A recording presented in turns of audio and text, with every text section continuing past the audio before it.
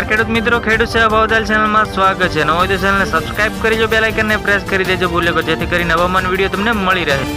રાજ્યના આ જિલ્લાઓમાં હજુ પણ પડશે કમોસમી વરસાદ। હવામાન વિભાગે કરી મોટી આગાહી। જે આંબાલાલ પટેલ અને પરેશ ગૌસ્વામી બંને નિષ્ણાંતોએ મોટી કરી આગાહી।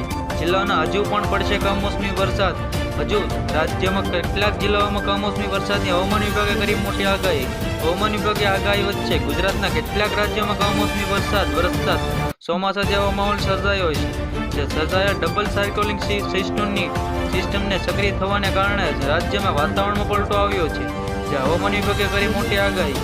ડબલ સાયક્લોનિક સિસ્ટમને કારણે વરસાદી માહોલ જેવો છવાયો હતો। હવામાન વિભાગે આગાહી વચ્ચે ગુજરાતના કેટલાક રાજ્યોમાં કમોસમી વરસાદ વરસતા ચોમાસા જેવો માહોલ સર્જાયો છે। જે ડબલ સાયક્લોનિક સિસ્ટમને કારણે રાજ્યના વાતાવરણમાં પલટો આવ્યો છે।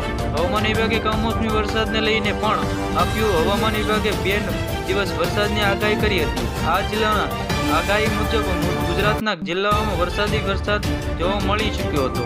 હવામાન વિભાગે મોટી કરી આગાહી। રાજ્યના વાતાવરણમાં પલટો આવ્યો છે અને હવામાન વિભાગે કરી મોટી એલર્ટ આપ્યું છે કે હવામાન વિભાગે 2 દિવસની આગાહી પણ કરવામાં આવી હતી।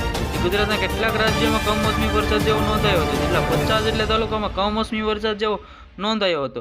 નર્મદા, રાજપીપળા અને શહેર મોડી રાત્રે વીજળીના કડાકા ભડાકા સાથે વરસાદ વરસ્યો હતો। મોડી રાત્રિ સમયે વડે નોંધાયા કારણે ચોમાસા જેવો સિઝન જોવા મળી ચૂક્યો હતો સર્જાય છે। જો કે કમોસમી વરસાદ ખેડૂતો માટે આફતના સમાન છે। જો ધોધમાર વરસાદના કારણે રસ્તા પાણી ભરાઈ ગયા હતા।